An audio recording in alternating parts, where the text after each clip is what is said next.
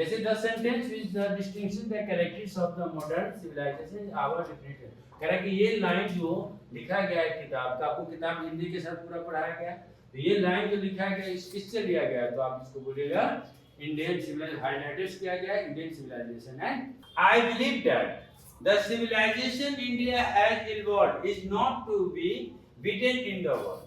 मुझे विश्वास है कि भारतीय सभ्यता इतना ऊपर उठ गया है कि दुनिया में कोई इसकी तुलना नहीं कर सकता। यह लाइन किससे ली गई है पूछ रहा है, तो आप ऑप्शन देखिएगा, Indian civilization and culture, Indians through age the travels age, ठीक है, द अर्थ और Bharat is my home.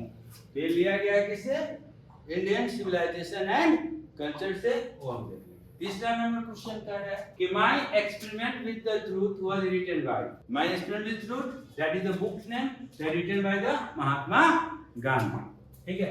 Next question, the world form the attic civilization Egypt, attic मतलब पुराना सिविलाइजेशन, सबसे पुराना कौन रहा, तो है ग्रीक। ये पिछले साल क्वेश्चन पूछा भी था एग्जाम में, आप इंटर में देख सकते हैं, ठीक है।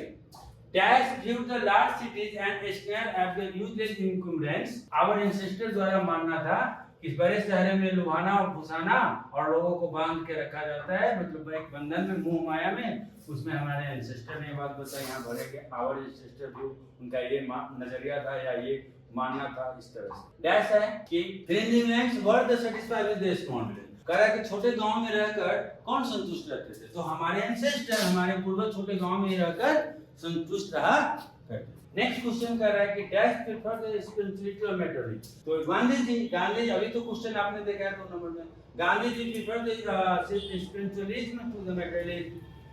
नेक्स्ट क्वेश्चन अगर जाते हैं question number 8, simple living and high thinking is the best on the, कौन किसका मान था, गांधी जी का मानना था, है सादा जीवन उच्च विचार और इंडियन सिविलाइजेशन, मतलब गांधी जी ने लिखा है कि किस चैप्टर में, इंडियन सिविलाइजेशन को प्रिफर करने का काम करता है।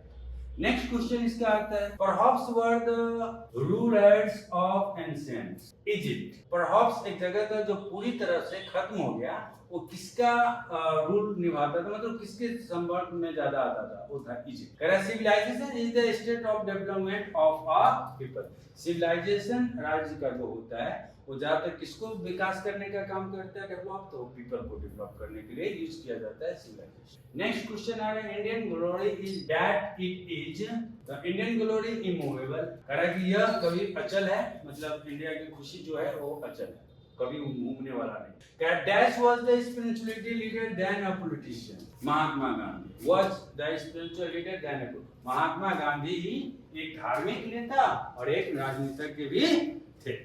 नेक्स्ट 30 नंबर क्वेश्चन कहता है, dash is known as the father of the nation, father of nation और बापू इज कॉल्ड महात्मा गांधी। इसको पढ़ेंगे, हाइलाइटर्स देख लेंगे, महात्मा, ठीक है। Gandhi ji went to the Champaran in 1970, Champaran Satyagraha आंदोलन, नील की खेती आपको पता है, तो सबको रोकने के लिए कब वो गए थे चंपारण की तरफ, तो 1970। Who wrote Indian civilization and culture, भारतीय सभ्यता और संस्कृति किन्होंने लिखा है, तो है गांधी जी, आपके चैप्टर राइटर का नाम है, ठीक है। Our ancestors enjoyed through the home, enjoy through home rule, कहाँ रह के संतुष्ट रहते थे, हमारे आनंदित रहते थे, वो है होम रूल, अपने घर के नियम कानून में रहते थे।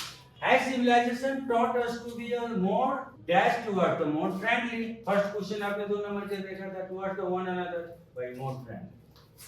Who used truth and non-violence as the chief weapons against the British rules, Mahatma Gandhi. Who dominated Indian politics and 1915 to 1914, Gandhi ji पूरी तरह से प्रभावित थे, 1915 से लेकर 1948 तक पूर्ण रूप से प्रभावित थे, ठीक है। डोमिनेट मतलब प्रभावित होना या जुड़े रहना। European civilization will mean ruin, यानी कि यूरोप के जो सिविलाइजेशन में पश्चिमी सभ्यता पूरी तरह से क्या हो गया था, बर्बाद हो गया था, रूइन, रूइन मतलब बर्बाद, ठीक है। The civilization India has evolved not to be the leader in the world is from Indian civilization and culture, भारतीय सभ्यता इतना ऊपर उठ गया कि दुनिया में कोई इसकी तुलना नहीं कर सकता।